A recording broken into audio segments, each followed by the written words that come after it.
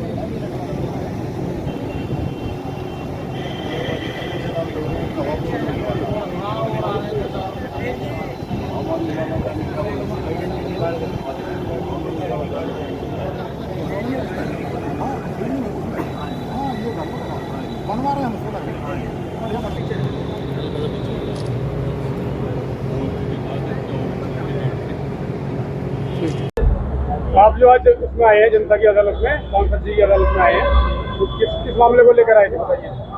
हम गणेश पूजा के विषय को लेकर आए हैं, क्योंकि गणेश मेला उत्सव हम 24 सालों से बराबर लगा रहे हैं और 2 साल से हमें काफी परेशान किया जा रहा है। हमें सहजता से परमिशन नहीं देते, वहाँ से डांट के भगा देते हैं कि आपके लिए कोई परमिशन नहीं है। तो क्या आश्वासन मिला आपको? सांसद जी ने हमें आश्वासन दिया है कि जी इस बार मेला लगवाएंगे, हम आपकी पूजा भी सुचारू रूप से चलवाएंगे, आप चिंता ना करें, और हम देखते हैं कि आपकी इस पूजा को और मेले को कौन रोकता है। आप संतुष्ट हैं? सांसद जी की इस कार्रवाई से हम संतुष्ट हैं। यदि हमारा काम हो जाता है तब तो हम संतुष्ट हैं जी। और उन्होंने हमारे सामने डीसीपी साहब को भी फोन किया था, उन्होंने फोन पे बोल दिया और हमसे बोला भी है कि आप एक बार जाके डीसीपी साहब से मिल लीजिएगा और आपका काम हो जाएगा, आप बिल्कुल परेशान मत होइएगा, आपका मेला भी लगेगा और आपकी पूजा भी सुचारू रूप से चलेगी। मेरी समझ में नहीं आ रहा। किस मसले में आए हैं जो समस्या देवेंद्र पुरी की है वही हरमुख पुरी की है। गणेश पूजा की पहले भी परमिशन मिलती थी, अब की परमिशन नहीं, क्यों नहीं मिल रही? आपकी इन्होंने आश्वासन दिया है, आपकी आश्वासन दिया कि आपको मिलेगी जरूर। कितने साल पुराना लगता है आपका मेला? 38वीं साल चल रही है। 38वीं साल? हाँ जी। आपको क्या लगा, आपको सांसद जी ने क्या वादा करा आपसे? तो इन्होंने वादा किया कि आपको परमिशन मिलेगी, हाँ, अब मेला भरेगा। बहुत बढ़िया।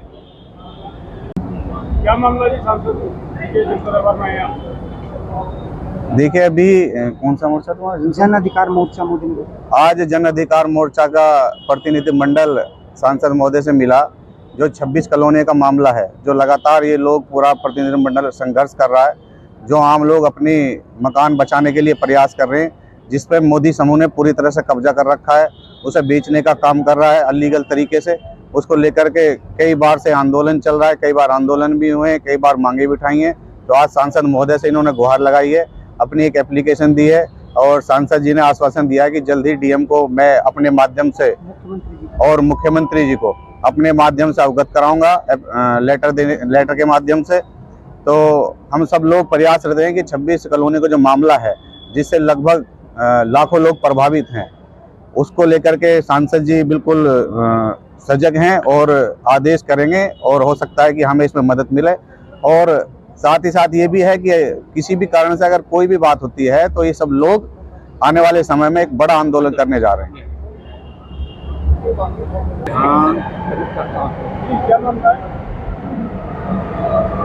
जन अधिकार मोर्चा का एक प्रतिनिधि मंडल 26 कॉलोनी के 7,000 मकान, जिससे 50,000 से लाखों लोग तक प्रभावित है, उसे आज मिला सांगवान जी से और हमने एक पत्र दिया कि आपके माध्यम से मुख्यमंत्री जी को जाए, क्योंकि मोदी जो है हजारों करोड़ की संपत्ति को और इन 7,000 मकानों को अपना बनाकर जो है एक बहुत बड़ा फ्रॉड बहुत पिछले समय से करते चले आ रहे हैं, जिसमें हमने उनको विस्तृत लेटर दिया है। करीब जो है उसमें 28 पेज का 30 पेज का वो लेटर है, जिसमें मुख्य तौर पर 3 जो है जांच हैं जो कमिश्नर साहब ने सन 2017 और 18 में भेजी थी, जिस पर 7 बड़े अधिकारी, एसडीएम साहब, एडीएम साहब, पटवारी जी, इसमें नगरपालिका ईओ, इस तरह के यूपीएसआरडीसी, डीआईसी, इन 8 अधिकारियों के सिग्नेचर्स के साथ होती कि हाँ, ये 26 कॉलोनियों का मामला ये है कि इनके मकानों को जो लीगल ऑक्यूपेंट हैं, जिन्होंने मोदी इंडस्ट्रीज में काम किया, उनके नाम में रेगुलराइज कर दिया जाए।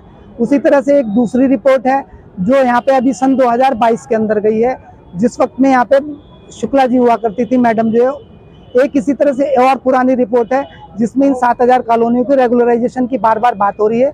सीएम ऑफिस से बार बार लेटर आते हैं जिसे नगर पालिका स्तर पर आकर, तहसील स्तर पर आकर दबा लिया जाता है, जिसकी वजह से रोष है। किसी भी दिन ये बड़ा आंदोलन होगा। इसीलिए आज हम जो है हमारे बागपत क्षेत्र के सांसद राजकुमार सांगवान जी से मिले और उन्होंने ये आश्वासन दिया है कि मुख्यमंत्री को मैं लेटर आपकी समस्या पहुंचाऊंगा और उसका समाधान करवाने की कोशिश करूंगा। सांसद जी, हमारे चैनल पर आपका स्वागत है। और आज जो जनता का दरबार लगाया गया है, यहाँ पर अदालत लगाई गई, तो इसमें मुख्यतः किस तरह के मसले आए आपके पास, बताएंगे थोड़ा सा? सामाजिक मुद्दे हैं और जो किसानों के हैं, गंभीर मुद्दे हैं, किसानों की समस्याएं हैं जो तहसील से संबंधित हैं, जो उनके खतौनियों में त्रुटियां हैं, किसान उनको दुरुस्त कराने के लिए तहसीलों में चक्कर काट रहे हैं और किसान तो बता रहे हैं बेचारे परेशान हैं, पीड़ित हैं। अभी मैंने कहा, एसडीएम को भी कहा मैंने, और ये सामूहिक रूप से मिलेंगे एसडीएम से कि किसानों की जो खतौनियों में त्रुटियां हैं वो दुरुस्त की जाएं, उस पर गंभीरता से काम करें। और एक यहाँ अभी गंभीर विषय आया है, गणेश जी का उत्सव मनाया जाना है। पहले उनके मेले लगते थे, अब कमिश्नरेट जब से बनी है तो पुलिस के कुछ अधिकारियों ने उस पर मेले की अनुमति नहीं दे रहे हैं। इस बात को लेकर काफ़ी लोगों में रोष था। आज बड़ी तादाद में लोग आए थे। तो मैंने कहा कि ये धार्मिक उत्सव हैं और जो परंपरागत चले आ रहे हैं, जो स्थान खाली हैं जहाँ से किसी को दिक्कत नहीं हो रही आवागमन में आने जाने में, उन जगहों पर उनको अनुमति दे दें। तो टेम्परेरी व्यवस्था है, कोई परमानेंट तो है नहीं कि वहाँ मेला परमानेंट लग गया है।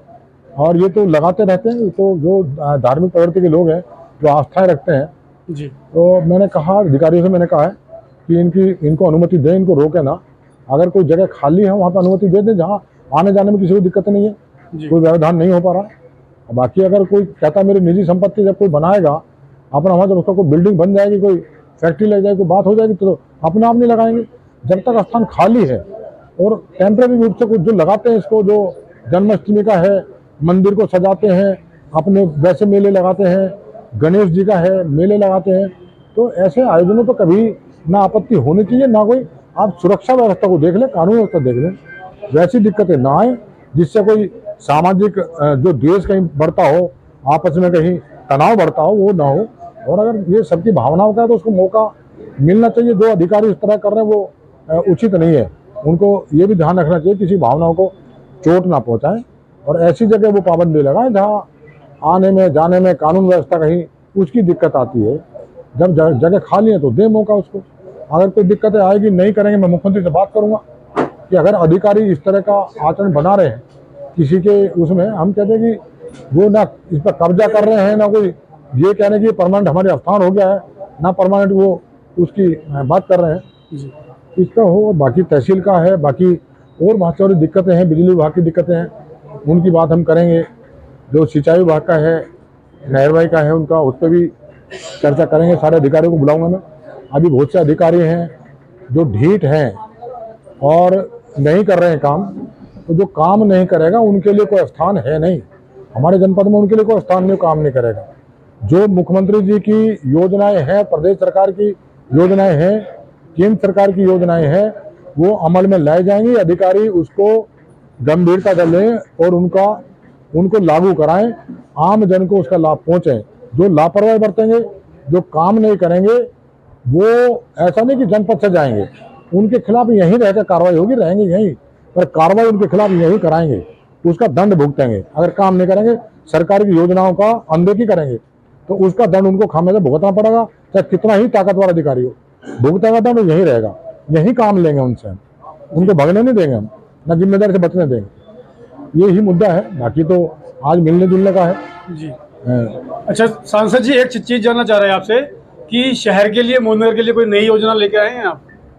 मैंने शहर के कई मुद्दे अब की बार लोकसभा में उठाए, जैसे हमारे मोदनगर की कई मुद्दे हैं। जो हमारे रेलवे लाइन है, और मोदनगर 2 भागों में बटा है, कुछ रेलवे लाइन के उधर है, कुछ रेलवे लाइन के इधर। जो बहुत बड़ी आबादी रेलवे लाइन के दूसरी साइड है। अब रेलवे लाइन पे जो फाटक है, जब ट्रेन लगातार आती है, एक तरफ से आ रही है फिर दूसरी तरफ से आ रही है, फाटक लंबे समय बंद रहता है। बहुत असुविधा होती है बच्चों को स्कूल जाने में, जो नौकरी पेशे वाले हैं उनको जाने में, जी जो व्यापारी कारोबारी हैं उनको जाने में, जो आम आदमी है उनको आने जाने में। तो मैंने रेल मंत्री से मैंने अनुरोध भी किया, उनसे मैंने बात की कि यहाँ 3 मैंने रेलवे के जो ओवर ब्रिज है, जी एक हमारा जो हापुड़ क्रॉसिंग पे है, मैंने सुना था कि भाई वो स्वीकृत है, लेकिन मुझे नहीं जानकारी। लेकिन मैंने उस मुद्दे को उनके सामने रखा कि बड़ी समस्या है और मुख्य मार्ग है मोदीनगर से हापुड़ जाने वाला, बहुत सारे ट्रैफिक को गुजरता है। एक तो ये आरओबी जल्दी बने, एक मैंने तिबड़ा रोड, एक को सीकरी जी है ना, वो तीनों मैंने उसके मुद्दे उठाए हैं। एक आपका ईएसआई का जो हॉस्पिटल है, जो राज्य कर्मचारियों का है, अस्पताल है, बहुत लंबे समय से बंद है, डॉक्टर नहीं है, फैसिलिटी नहीं है। इस मुद्दे को मैंने उठाया है, श्रम मंत्री के सामने उठाया है कि उसको आप केंद्र सरकार अपने अधीन ले, राज्य सरकार से अपने अधीन लेकर इसका उच्चीकृत कराएं, तमाम उपकरण यहाँ पर हों, अच्छे डॉक्टर हों और सभी को इलाज की सुविधा मिले, क्योंकि यहाँ पर कोई बड़ा अस्पताल है भी नहीं जहाँ गरीब आदमी अपना इलाज करा ले। जब बीमार होता है तो उसको गाजियाबाद या मेरठ उसको भागना पड़ता है और उसके पास में इतना आर्थिक रूप से वो कमजोर है, इंतजाम नहीं है। तो मैंने इस अस्पताल के उच्चीकृत के लिए मैं मंत्री से मिला भी हूँ, मैंने लिख के भी दिया है और मुझे उम्मीद है कि इस पर भी काम होगा। मैंने और एक ITI के लिए भी मैंने लिखा है, एक जो हमारा अल्पसंख्यक के कन्या डिग्री कॉलेज के लिए भी मैंने लिखा है। कई सारी चीज़ें दिमाग में हैं जो मैंने अब की बार जब सदन चला उसी दौरान मैंने संबंधित विभागों के मंत्रियों से मैंने व्यक्तिगत मिलकर उनसे बात की है कि जो सरकार की योजना है, हमारी मोदीनगर की विधानसभा जो मेरे लोकसभा का हिस्सा है, वहाँ उन योजनाओं का लाभ आम आदमी तक पहुँचे, वहाँ भी मैंने उनसे भी अनुरोध किया है। जी तो हैं, बहुत सारी चीज़ें हैं। जी सांसद जी, एक अंतिम सवाल है मेरा आपसे कि 26 कॉलोनियां मोदी ग्रुप की जो कॉलोनियां बताई जाती हैं, ये सरकारी ज़मीन है और सरकारी ज़मीन पर श्रमिक आवास बने हुए हैं। इसमें कोई भी विभाग इस पे नियमितीकरण करने के लिए तैयार नहीं है। इसमें आपको संज्ञान है, आपको कुछ जानकारी है आपको? अभी मुझे बताया है जी एक इशू में पहले भी मेरे संज्ञान में आया था, चुनाव से पहले भी आया था जी उससे पहले मेरे पास आए थे यहाँ के लोग, जी कोई धरना भी उन्होंने दिया था, शत्रु संपत्ति का जो एक मैटर था। तब मैंने यहाँ के लोगों को कमिश्नर साहब से मिलवाया भी था कि जो बहुत लंबे समय से बसापत है जी और लंबे समय से लोग यहाँ बसे हैं, जी उनका सेटलमेंट होना चाहिए और वो ऐसा होना चाहिए जिसे वो वहन कर सकें, सहन कर सकें। और जो बहुत लंबे समय से 50 वर्षों से 60 वर्षों से बसे हैं लोग, जी उनको उजाड़ने का कोई सरकार की न मंशा है, न सरकार की योजना है, न सरकार की नियत है। सरकार चाहती है कि जो आम आदमी है उसको जो नियमितीकरण उसका होना है कॉलोनियों का, उस पर सरकार सकारात्मक तरीके से काम करने के लिए आदरणीय मुख्यमंत्री जी भी अपना उनका विचार भी है और हमारे देश की सरकार भी चाहते हैं कि उजाड़ना नहीं, हम लोग बचाना चाहते हैं, लेकिन उसको हम नियमित तरीके से विनियमित तरीके से उसको बचाने का व्यवस्था उसकी करना चाहते हैं। और जो 50 साल 60 वर्षों से बचे हैं लोग रह रहे हैं जी उनको उजाड़ना संभव नहीं है, उस पर सरकार काम करेगी। मैं भी आदरणीय मुख्यमंत्री से मिलूंगा और जो अधिकारी लापरवाही कर रहे हैं, लंबे समय इस चीज़ को लिंगर ऑन कर रहे हैं, है ना, उनसे भी हम कहेंगे कि आप लिंगर ऑन ना करें, इसका समाधान आप खोजें। ये खोजना पड़ेगा, कलम को चलाना पड़ेगा, कलम को चलाने से बचने से काम नहीं चलेगा कि आप कलम चलाने से बचेंगे, उससे काम नहीं चलेगा। आम आदमी की दिक्कत है, उसका समाधान आपको ही करना है, यहीं रह के करना है। और इसीलिए मुख्यमंत्री जी ने, सरकार ने आपको यहाँ पे तैनात कर रखा है, उस जिम्मेदारी का निर्वहन करें। सरकार के जो आदेश है, जो निर्देश है, जो सरकार की विचारधारा सोच है, आप उस पर काम करें। यही बातें हैं जो नहीं कर रहे, मैं मुख्यमंत्री से बात करूंगा, उनसे कहूंगा। जनता के नाम, कोई इस क्षेत्र की जनता के नाम कोई संदेश देना चाहेंगे आप? जैसे त्योहारों का सीजन चल रहा है, जनता हमारे क्षेत्र की बहुत बढ़िया है, बहुत अच्छी है, मुझे तो बहुत आशीर्वाद दिया, बहुत प्यार दिया, मेरे साथ सब खड़े रहे, मेरे जैसे सामान्य कार्यकर्ता को संसद में भेज दिया। इससे बड़ा परोपकार उपकार इनका क्या हो सकता है। मैं तो सबको धन्यवाद देना चाहता हूँ, बधाई देना चाहता हूँ कि जो उनका मेरे ऊपर वो रहा है, भाई मेरे ऊपर कृपा रही है, आशीर्वाद बना इसने मेरे साथ रखा है।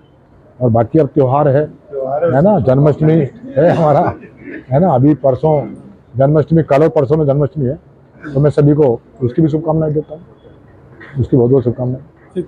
आपने हमारे चैनल को समय दिया, आपका बहुत बहुत धन्यवाद।